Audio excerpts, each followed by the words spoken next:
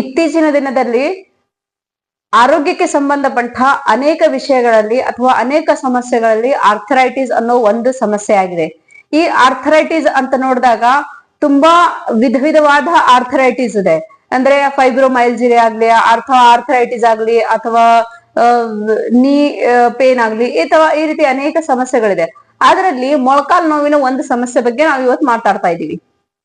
ಕೇವಲ ಮೊಳಕಾಲ್ ನೋವಿನ ಬಗ್ಗೆ ಇವತ್ತು ನಾವು ಮಾತಾಡ್ತಾ ಇದ್ದೀವಿ.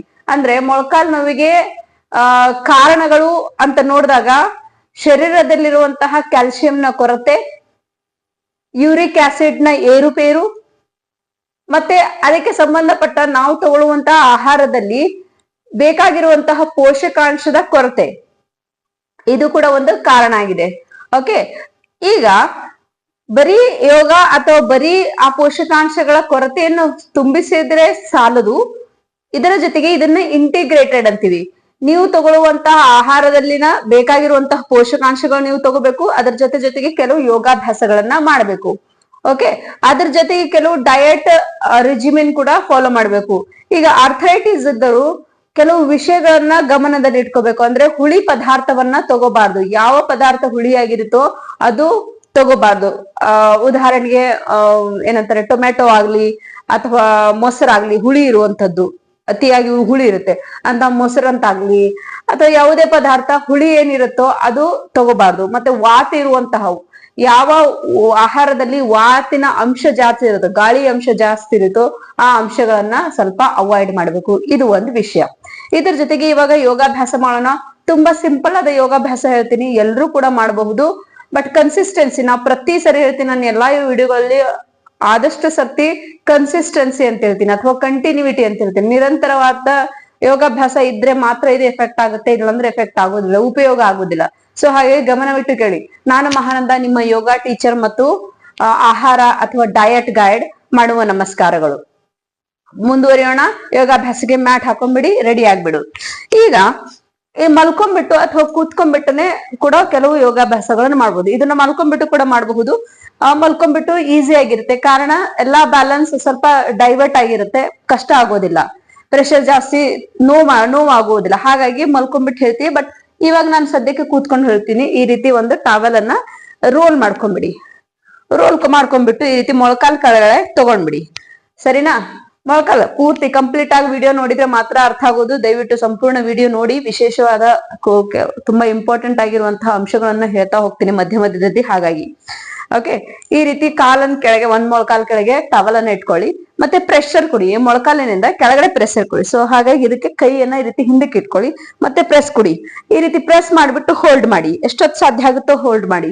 ಇಲ್ಲಿ ನೋಡಿ, ಇಲ್ಲಿ ಕಾಲುಗಳಿಂದ ಸ್ವಲ್ಪ ಏರುಪೇರು ಕಾಣ್ತಾ ಇದೆ. ಇದು ನಾನು ಪ್ರೆಸ್ ಮಾಡ್ತಾ ಇದ್ದಾಗ ನನ್ನ ಹೀಲ್ ಸ್ವಲ್ಪ ಮೇಲ್ ಬರ್ತಾ ಇದೆ. ಇದನ್ನ ಗಮನಿಸಿ. ಹೋಲ್ಡ್ ಮಾಡಿ. 1 2 3 4 and 5. ಸ್ಲೋಲಿ ರಿಲೀಸ್ ಮಾಡಿ. ಟೈಟ್ ಆಗಿ ಹಿಡಿದಿರ್ತೀರಿ, ನಾವು ಪ್ರೆಷರ್ ಮಾಡ್ತಾ ಇರ್ತೀವಿ. ಸೊ ನಿಧಾನಕ್ಕೆ ರಿಲೀಸ್ ಮಾಡಿ. ಬಟ್ ಪೇನ್ ಕಡಿಮೆ ಆಗುತ್ತೆ, ಅಷ್ಟು ಮಾತ್ರ ನಾನು ಹೇಳ್ಬಲ್ಲೆ.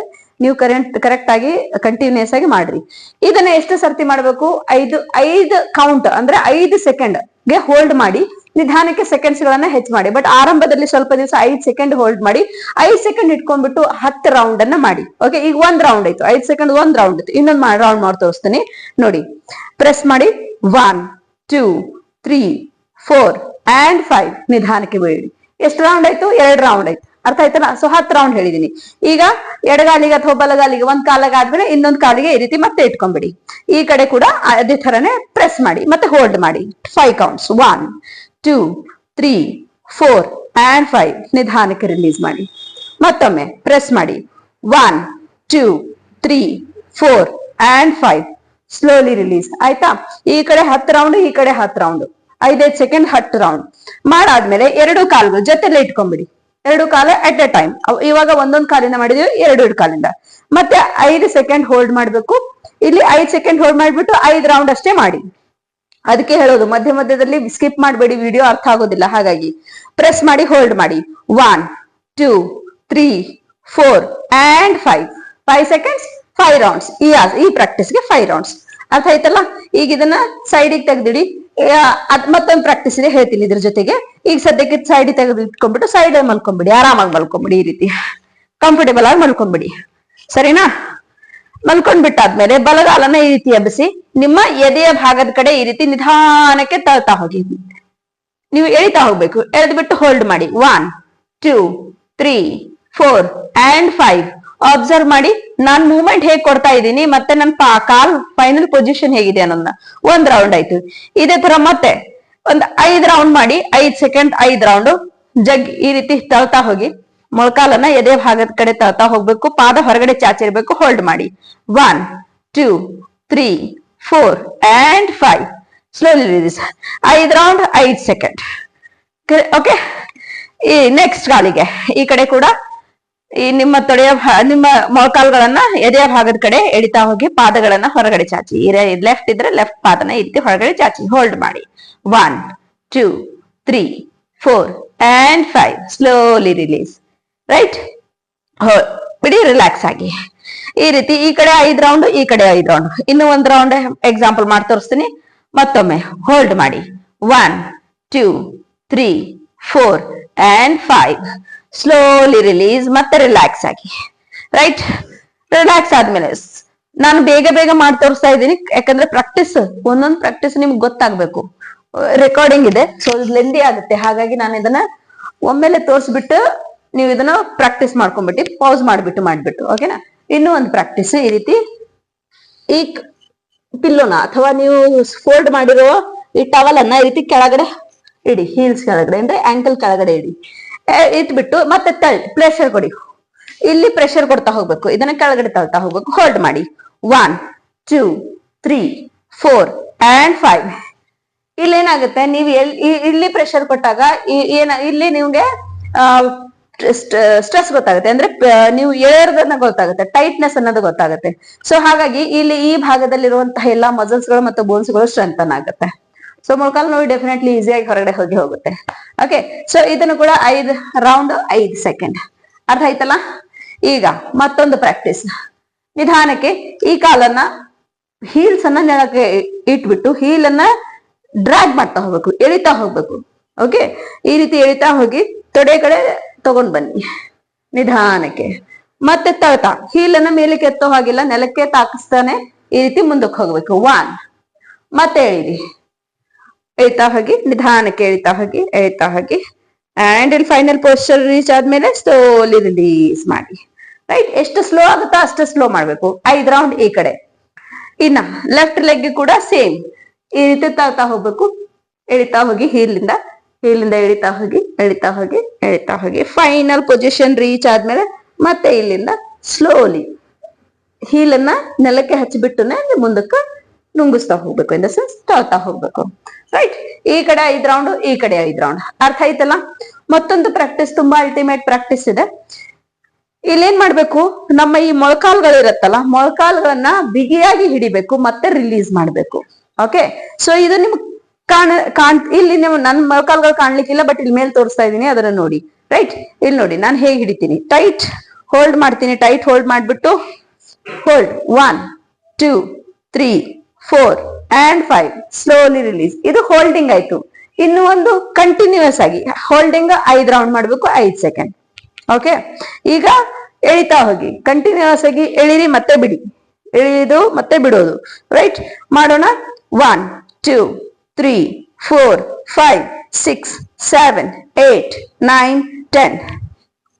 ಓಕೆ. ಮತ್ತೊಂದು ರೌಂಡ್ ನೋಡ್ಕೊಳ್ಳಿ. 1 2 3 4 5 6 7 8 9 10. ರಿಲ್ಯಾಕ್ಸ್. ಇಷ್ಟನ್ನ ಪ್ರಾಕ್ಟೀಸ್ ಮಾಡಿದ್ರು ಸಾಕು. ನಿಮ್ಮ ಮೊಳಕಾಲು ನೋವಿನಿಂದ ನೀವು ಹೊರಗಡೆ ಬಂದೇ ಬರ್ತೀರಿ. ಇದಕ್ ಬಿಟ್ಟು ಇನ್ನೂ ಒಂದು ಪ್ರಾಕ್ಟೀಸ್ ಹೇಳ್ತೀನಿ.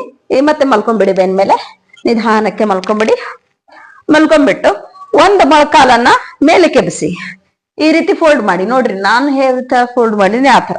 ಆಮೇಲೆ ನಿಮ್ಮ 2 ಕೈಗಳನ್ನ ತೊಡೆಗಳನ್ನ ಹಿಡ್ಕೊಂಡ್ಬಿಡಿ. ಇನ್ನ ರೊಟೇಷನ್ ಕೊಡಿ ನಿಮ್ಮ ಮೊಳಕಾಲಿಗೆ. ಕೇವಲ ಮೊಳಕಾಲಿಗೆ ರೊಟೇಷನ್. 2 3 and 4. ನೋಡಿ ರಿವರ್ಸ್. ನಾ ಸ್ವಲ್ಪ ಕೌಂಟ್ ಮಾಡ್ತಾ ಇರೋದು, ನೀವು 10 5 ಕೌಂಟ್ ಮಾಡಿ. 1 2 3 and 4. ಅರ್ಥ ಆಯ್ತಲ್ಲ. ಓಕೆ. ಇನ್ನ ಎಡಗಾಲ್ ಕೂಡ ಅದೇ ತರನೇ ರಿಪೀಟ್ ಮಾಡ್ಬೇಕು.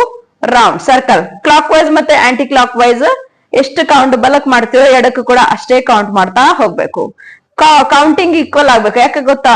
ಬ್ಯಾಲೆನ್ಸಿಂಗ್ ಆಗ್ಬೇಕು. ಹಾಗಾಗಿ ಕೌಂಟಿಂಗ್ ಈಕ್ವಲ್ ಆಗ್ಬೇಕು, ಏರುಪೇರು ಬೇಡ. ಎಷ್ಟು ಕೌಂಟ್ ಆಗುತ್ತೋ ಅಷ್ಟೇ ಕೌಂಟ್ ಅನ್ನ ಮಾಡಿ. 10 ಆಗಿದ್ರೆ 10 ಮಾಡಿ, 20 ಆಗಿದ್ರೆ 20 ಮಾಡಿ. ಅರ್ಥ ಆಯ್ತಲ್ಲ? ಈಗ ಇನ್ನು ಒಂದ್ ಲಾಸ್ಟ್ ಪ್ರಾಕ್ಟೀಸ್ ಹೇಳ್ತೀನಿ, ದಯವಿಟ್ಟು ಗಮನವಿಟ್ಟು ನೋಡ್ಕೊಂಬಿಡಿ. 2 ಕಾಲುಗಳನ್ನ ನಿಮ್ಮ ತೊಡೆ ಕಡೆ ತಗೊಂಬನ್ನಿ. ಈ ರೀತಿ ನಿಧಾನಕ್ಕೆ ತೊಡೆ ಕಡೆ ತಗೊಂಬನ್ನಿ. ಮತ್ತೆ ಸ್ಲೋಲಿ ರಿಲೀಸ್ ಮಾಡಿ. ನಿಧಾನಕ್ಕೆ 2 ಕಾಲುಗಳನ್ನ ತನ್ನಿ, ಸ್ಲೋಲಿ ರಿಲೀಸ್ ಮಾಡಿ. ಈಗ ಇದರಲ್ಲಿ ಒಂದು ವಿಷಯ ಗಮನ ಇಟ್ಕೊಂಡು ಕೇಳ್ಕೊಂಡ್ಬಿಡಿ ದಯವಿಟ್ಟು. ಈ ಇಷ್ಟು ಪ್ರಾಕ್ಟೀಸ್ ಅಲ್ಲಿ ಎಲ್ಲವೂ ಮಾಡ್ಬೇಕಾ ಅನ್ನೋ ಪ್ರಶ್ನೆಗೆ ಉತ್ತರ ಇಲ್ಲ. ಸಾಧ್ಯ ಆಗಿದ್ರೆ ಎಲ್ಲವೂ ಮಾಡಿ. ಬಹಳಷ್ಟು ಆಪ್ಷನ್ ಗಳನ್ನು ಕೊಟ್ಟಿದ್ದೀನಿ. ಸಾಧ್ಯ ಆಗಿದ್ರೆ ಎಲ್ಲವೂ ಮಾಡಿ, ಆಗ್ಲಿಲ್ಲ ಅಂದ್ರೆ ತೊಂದ್ರೆ ಏನಿಲ್ಲ. ಇದರಲ್ಲಿ ನಿಮಗೆ ಎಷ್ಟಾಗುತ್ತೋ ಅಷ್ಟನ್ನ ಪ್ರಾಕ್ಟೀಸ್ ಮಾಡಿ. ಒಂದೇ ಪ್ರಾಕ್ಟೀಸ್ ಅನ್ನು ನೀವು ಕಂಟಿನ್ಯೂಸ್ ಆಗಿ ಮಾಡಿದ್ರೂ ತೊಂದ್ರೆ ಇಲ್ಲ.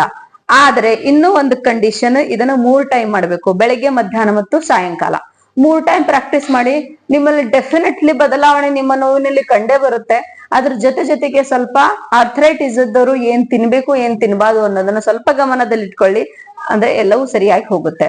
ಓಕೆ, ಸೊ ಮತ್ತೆ ಮುಂದಿನ ವಿಡಿಯೋದಲ್ಲಿ ಮತ್ತೆ ಭೇಟಿ ಆಗ್ತೀನಿ. ಅಲ್ಲಿವರೆಗೆ ನಮಸ್ಕಾರ.